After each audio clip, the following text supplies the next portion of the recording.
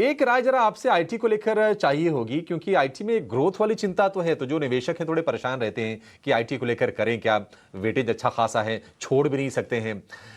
लेकिन lower level से थोड़ी थोड़ी बाइंग आ रही है। अगर हम इस महीने की भी चाल देखें अगर नवंबर की, तो करीब 12 ट्रेडिंग सत्र अब तक के रहे हैं। 12 में से 6 ट्रेडिंग सत्र में निफ्टी आईटी चला है, 6 ट्रेडिंग सत्र में गिरा है। ये डेटा कह रहे हैं। आप दुबई में बैठे हैं, एक तरह से फाइनेंशियल हब भी हो गया है। भारतीय आईटी कंपनीज को लेकर व्यू क्या बन रहा है और आपकी पर्सनल स्टडी क्या कहती है सर? किस तरह से अप्रोच करें आईटी शेयरों को?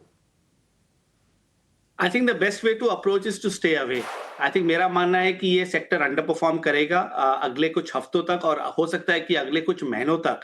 आई थिंक एक बहुत क्लियर स्ट्रक्चरल ट्रेंड है, वैल्यूएशंस काफी हाई है, और जो एआई का इम्पैक्ट है, मेरा मानना है कि वो आईटी कंपनीज को यहाँ से ज्यादा चलने नहीं देगा। सो रिलेटिव स्ट्रेंथ चार्ट्स को अगर आप देखें, IT versus the Nifty, IT versus banks, IT versus the overall market, तो ये क्लियर इंडिकेशंस है कि हम एक मल्टी मंथ डाउन ट्रेंड में हैं।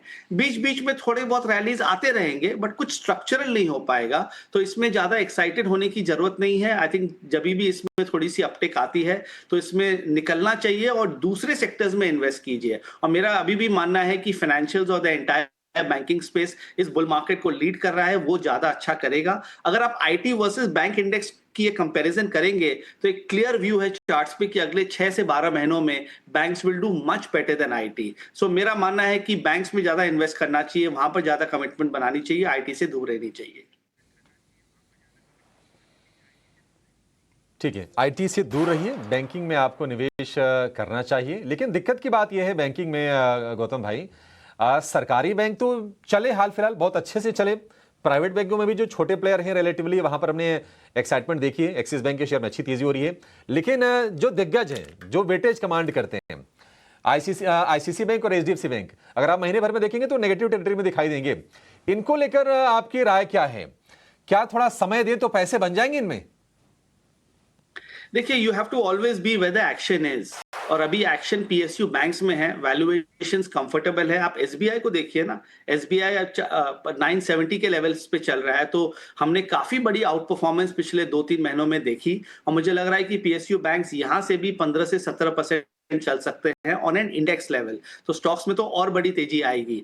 प्रॉब्लम क्या है, जो बड़े बैंक्स हैं वहां पर अभी भी एफआई सेलिंग जारी है। अगर आपको इंडिया में कुछ बेचना है तो आपको गिने चुने जो टॉप 5, 7, 10 स्टॉक्स है वहां पर ही सेलिंग आती है, उसके कारण ये चल नहीं पाते हैं। दे आर फुली वैल्यूड, और अभी भी थोड़े से क्वेश्चंस हैं इकोनॉमी पे कि इकोनॉमी अच्छा करेगा कि नहीं करेगा। उसके चलते मेरे हिसाब से एचडीएफसी, आईसीआईसीआई जैसे बैंक्स चल नहीं रहे हैं। पर मेरा मानना है कि इस फेज में आप पीएसयू बैंक्स में रहिए, जो टॉप 5 और 6 बैंक्स है वहां पर एक स्ट्रक्चरल तेजी है, और यहां से भी जैसे मैंने कहा 15 से 17% का मूव इंडेक्स पे आना चाहिए।